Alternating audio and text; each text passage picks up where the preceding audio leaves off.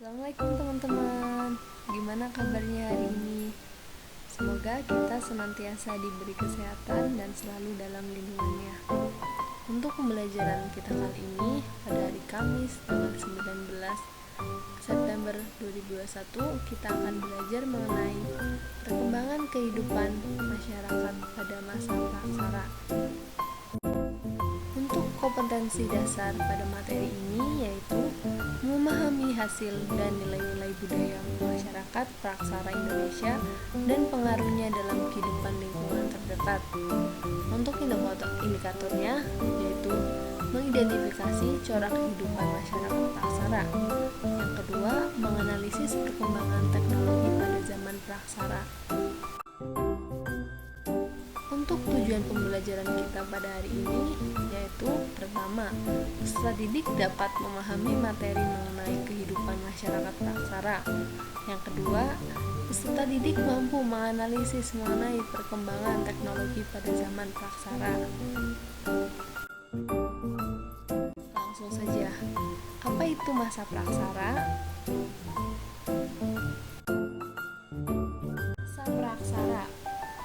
Masa praksara secara etimologi, pra yang berarti sebelum dan aksara yaitu tulisan. Jadi masa sebelum mengenal tulisan merupakan masa kehidupan manusia sebelum mengenal tulisan.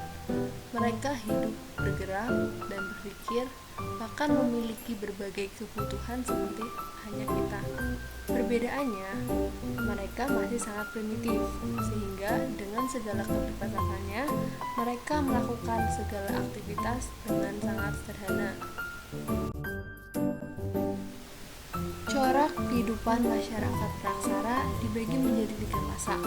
Yang pertama, masa berburu dan mengumpulkan makanan atau meramu. Pada masa ini merupakan tahap awal kehidupan manusia.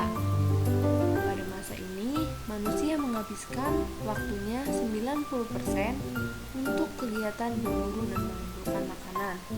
Yang kedua, masa bercocok tanam. Pada masa bercocok tanam dan berternak, kemampuan berpikir manusia mengalami perkembangan. Pada masa itu, manusia sudah mulai menetap di suatu wilayah. Yang ketiga, masa Prulagian. Pada masa Prulagian merupakan masa dengan tingkat kebudayaan tertinggi pada masa praksara. Salah satu faktor penyebab kemajuan pada masa Prulagian adalah sudah terjadinya interaksi dengan manusia lain di luar kelompoknya. Melalui hal itu, terjadinya proses transfer teknologi. Ciri-ciri masa berburu dan mengumpulkan makanan. Yang pertama, kehidupannya bersifat nomaden. Artinya, kehidupannya masih berpindah-pindah dari satu tempat ke tempat yang lain. Yang kedua, ditemukannya berbagai alat dari batu serta tulang binatang dan ikan. Yang ketiga, masih menggunakan alat yang sederhana. Yang keempat, berlangsung selama masa Paleolitikum di saat kala Pleistosen. Lanjutan dari masa berburu dan meramu dengan hidup berpindah-pindah adalah kehidupan yang sudah mengenal bercocok tanam. Kehidupan bercocok tanam pada masa ini membuat kehidupan tidak lagi berpindah dari satu tempat ke tempat yang lain, tetapi sudah menetap. Kehidupan sosial pada zaman ini juga sudah semakin maju dengan ditandai dengan adanya desa dan pemimpin yang dipilih untuk memimpin kelompok atau warga. Ketiga, masa Prulagian. Pada masa ini terjadi perkembangan teknologi yang cukup berarti. Yang kedua, munculnya golongan tukang yang memiliki kemahiran dalam membuat alat-alat. Terus ditemukannya timah, tembaga, dan logam. Hasil kebudayaan pada masa Prulagian berupa nakara, kapak perunggu, bejana, perunggu, arca perunggu, perhiasan, dan alat-alat dari besi.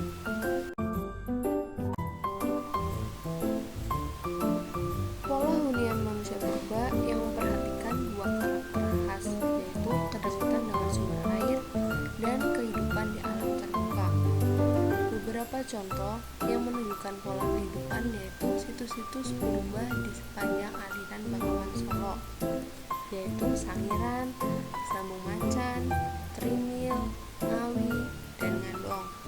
Hal tersebut memperhatikan kecenderungan manusia purba yang menghuni lingkungan di pinggir sungai.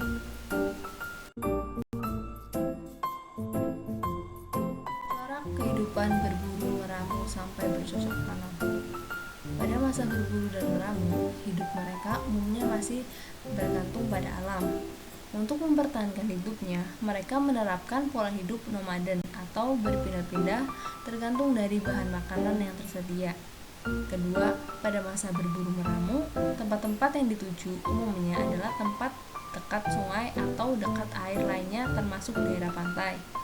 Yang ketiga, pada masa bercocok tanam, mereka sudah tidak lagi hanya mengumpulkan makanan, tetapi mencoba memproduksi makanan dengan cara menanam. Kegiatan bercocok tanam dilakukan setelah mereka mulai bertempat tinggal. Yang keempat, pada kegiatan masa bercocok tanam terus mengalami perkembangan. Peralatan pokoknya adalah jenis kapak persegi dan kapak lonjong. Dengan dibukanya lahan dan tersedianya air yang cukup, maka terjadilah persawahan untuk bertani. Sistem kepercayaan zaman praksara, terutama periode Neolitikum, sudah mengenal sistem kepercayaan. Mereka sudah memahami adanya kehidupan setelah kematian. Pada zaman praksara, seorang dapat dilihat kedudukannya sosialnya dari cara pengukurannya. Dalam upacara pengukuran, semakin kaya orang yang meninggal, maka upacaranya juga semakin mewah. Sistem kepercayaan tradisi batu besar telah mendorong perkembangannya kepercayaan, yaitu sistem kepercayaan animisme dan sistem kepercayaan dinamisme. Animisme adalah kepercayaan terhadap roh-roh nenek moyang, sedangkan dinamisme adalah kepercayaan terhadap benda-benda yang memiliki kekuatan spiritual. Perkembangan teknologi pada zaman praksara. Yang pertama, dimulai dengan teknologi batu dan tulang, dilanjutkan dengan teknologi pantai dan gua. Yang selanjutnya sudah mengenal teknologi api. Yang keempat, mulai terjadinya revolusi dari zaman Neolitikum atau batu muda.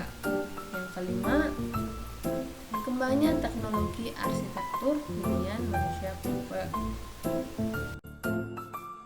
Teknologi batu dan tulang. Peralatan dari batu dan tulang telah berkembang pada 6.000 tahun yang lalu atau lebih tepatnya pada zaman Paleolitikum. Peralatan tersebut difungsikan sebagai alat untuk mencari makanan.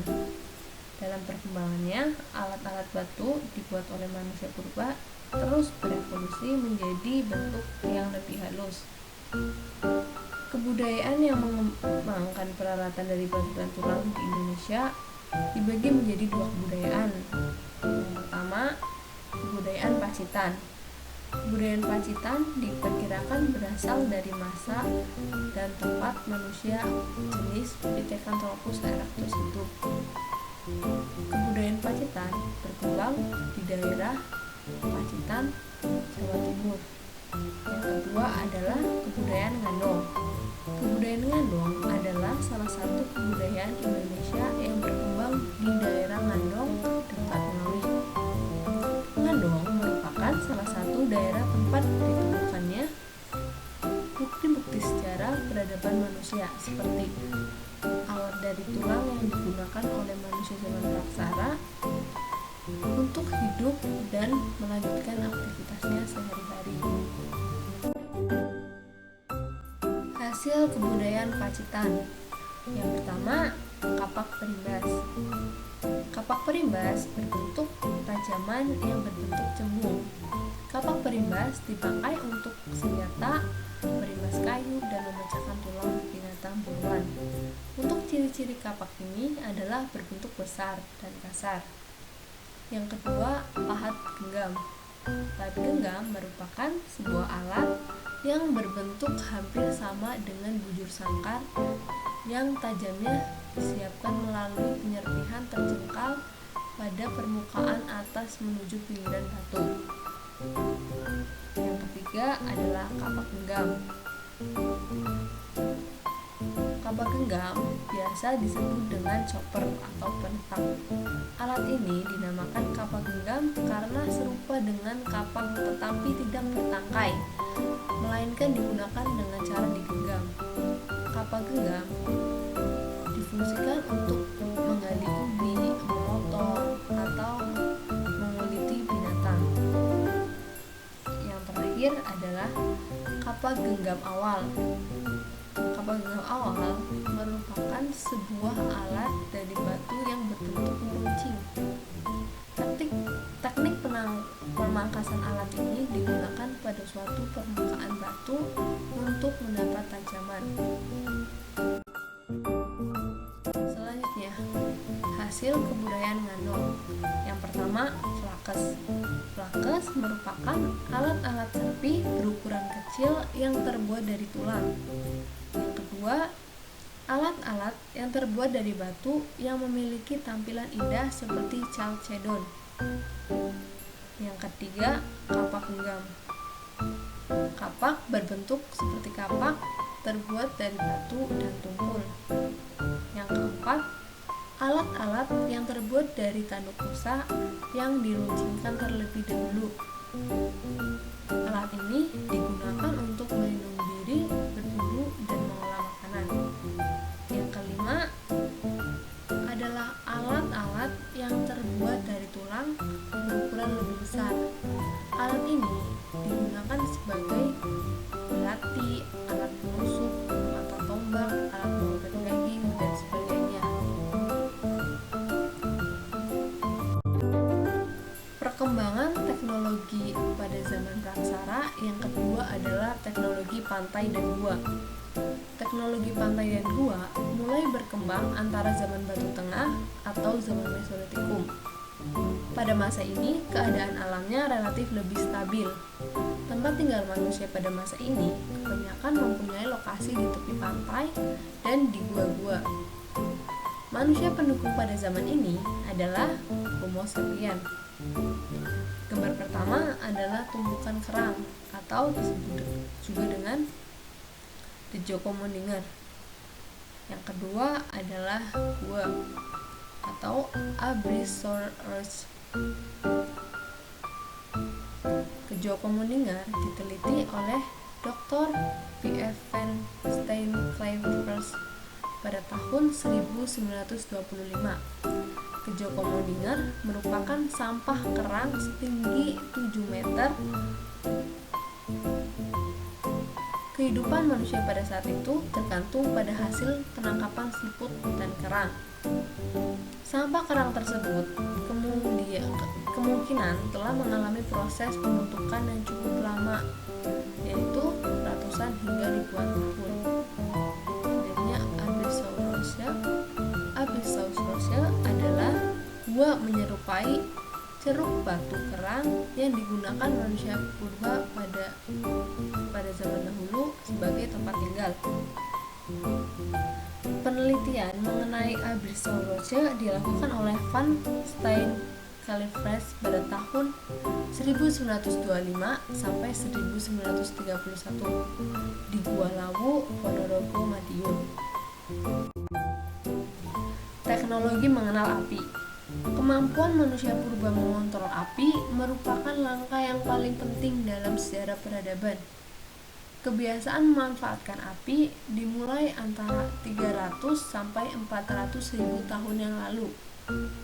Kegunaan api biasanya untuk kehangatan, memasak makanan, dan sebagai sumber cahaya.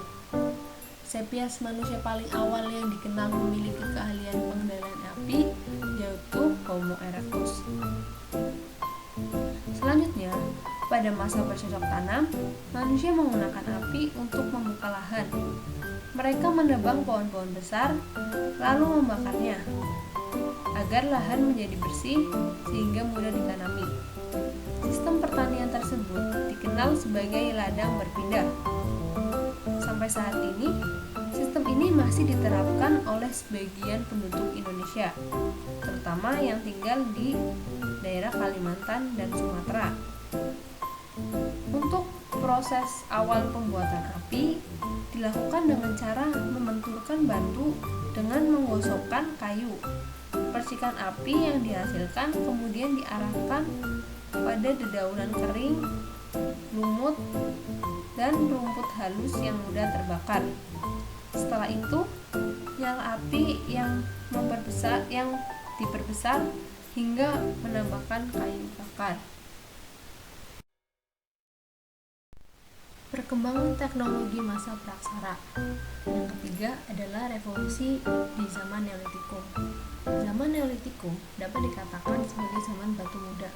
Pada zaman ini sudah terjadi revolusi kebudayaan, seperti pola hidup food catering dikembangkan menjadi food producing. Manusia pendukung pada zaman ini adalah Homo sapiens. Hidup bermasyarakat dan gotong royong mulai dikembangkan pada masa Neolitikum. Untuk kebudayaannya terdiri dari tiga, yaitu kebudayaan kapak persegi, kebudayaan kapak oyo, perkembangan zaman logam. Yang pertama, kebudayaan kapak persegi. Kapak persegi berbentuk persegi panjang dan ada yang berbentuk trapesium. Ukurannya juga bermacam-macam. Kapak persegi besar sering disebut dengan liyung atau pacul. Persebaran kapak persegi ini terdapat di kepulauan Indonesia bagian barat seperti Sumatera, Jawa, dan Bali. Kebudayaan kapak yang kedua, kebudayaan kapak lonjong. Kapak lonjong berbentuk lonjong yang ujungnya lancip. Kapak lonjong yang berukuran besar dinamakan dengan lualebel dan yang kecil dinamakan dengan kelebel. Persebaran jenis kapak lonjong terutama di kepulauan Indonesia bagian timur seperti Papua, Seram, dan Minahasa. Yang ketiga, perkembangan zaman logam. Zaman logam di Indonesia agak berbeda dengan yang ada di Eropa. Di Eropa terdapat 3 fase, yaitu zaman tembaga, zaman perunggu, dan zaman besi. Sedangkan di Indonesia hanya mengalami zaman perunggu dan zaman besi. Zaman perunggu merupakan fase yang sangat penting dalam sejarah. Hasil kebudayaannya yaitu kapak corong, kara, moko, dan berbagai bahasa.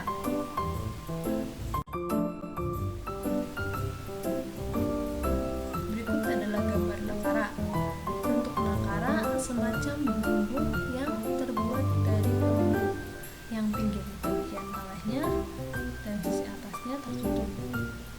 Fungsi dari nakara adalah pemanggilan roh nenek moyang waktu upacara. Dipakai untuk menyerang perang dan digunakan untuk alat pemanggil hujan.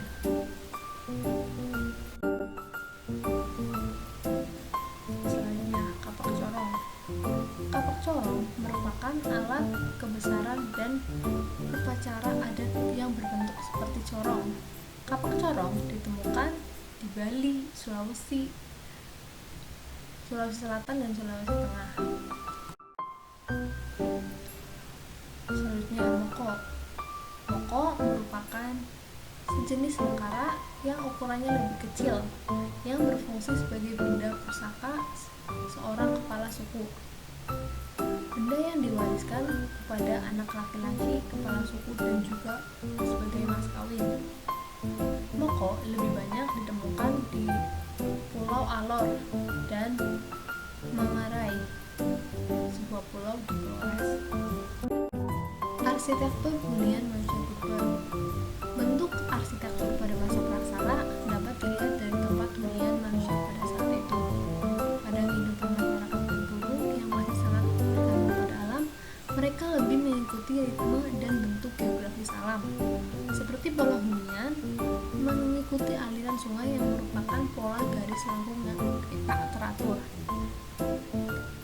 Bentuk pola hunian dengan menggunakan penanda angin menghasilkan pola penerap